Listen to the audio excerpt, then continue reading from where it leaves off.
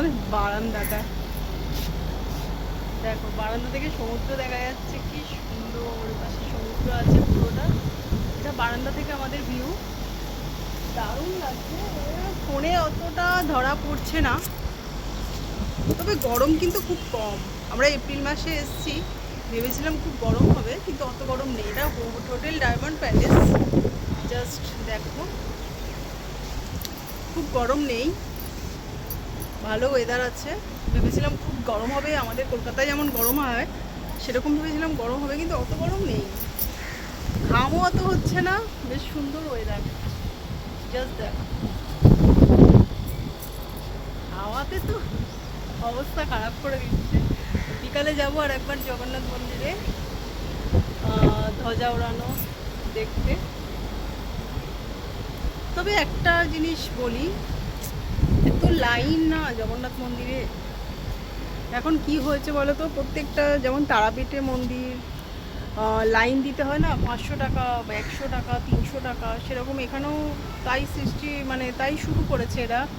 আমি 2022 সালে এসেছি, এতটা ছিল না, এখন দেখছি 500 টাকার নিচে লাইন নেই। মানে আমরা জেনারেল লাইনে ছিলাম, প্রচুর টাকা নিয়েছিল। জেনারেল লাইনের লাইন নেই, মানে টাকা নেই, কিন্তু 1.5-2 ঘন্টা দাঁড় করিয়ে রেখেছিল। তো এখানে যখন আমরা এসছি, তোমার লাইনে যদি নিতে, মানে তাড়াতাড়ি যেতে চাই মন্দিরে, তাহলে তোমার লাইন প্রচুর, মানে সেটা ক্ষেত্রে 500 টাকা করে পার পিছু নিচ্ছে। আবার তুমি বিভিন্ন, যে যেমন পারছে, মানে ধরে নাও কেউ যদি চায় পান্ডাকে 200 টাকা দিয়েও দিতে পারে, আবার নর্মাল মানুষ 500 টাকা লাইনেও দেখতে পারে। বুঝতে পেরেছো? আমরা জানতাম না, আমরা 2022 সালে এসেছিলাম, এত সত্যি কথা টাকার ব্যাপার ছিল না, লাইনের ব্যাপার ছিল না। এখন মন্দিরটা অন্যরকম করেছে, লাইনের ব্যাপার এসছে, তো সেক্ষেত্রে অনেক টাকা লাইন দিয়ে দেখতে হচ্ছে। আমরা প্রথম দিন জেনারেল লাইনে ঢুকেছিলাম, অনেক লাইন দিয়ে। তো দেখি আজকে আবার যাব সন্ধেবেলা, লাইন পড়ে কি পড়ে না দেখবো। তবে 500 টাকা করে লাইন। আমরা জেনারেল লাইনে প্রায় 1.5 ঘন্টা পর ছেড়েছে। মানে ভাবতে পারছো, একটা লাইনে দাঁড়িয়ে আমরা 1.5 ঘন্টা ধরে দাঁড়িয়ে আছি, তারপরে ছেড়েছে লাইনে। এই হচ্ছে অবস্থা, কি বলবো আর। ধৈর্যহারা হয়ে গেছি, অনেকে ঝামেলাও করেছে, কিন্তু কিছু করার নেই, ওরা যে যেমন মনে করছে সে যেমন ছাড়ছে। লাস্টে মানে সকালবেলা ভোর 6টার মধ্যে আমরা মন্দিরে পৌঁছে গেছি, তারপরেও 1.5 ঘন্টা লাইন দিতে আমাদের হয়েছে যে মন্দিরে আমরা ঢুকবো। এই হচ্ছে অবস্থা। তো যাই হোক, তাও জগন্নাথের কৃপায় আমরা ভালো দর্শন করেছি।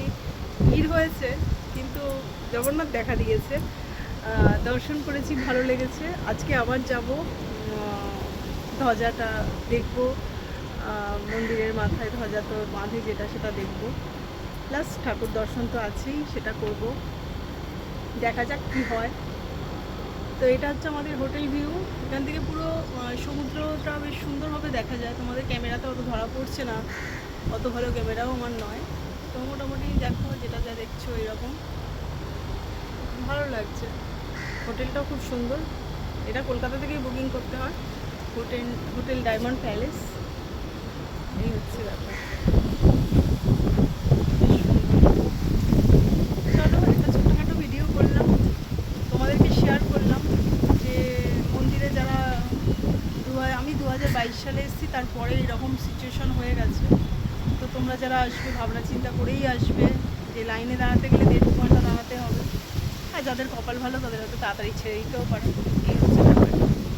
চলো, টাটা।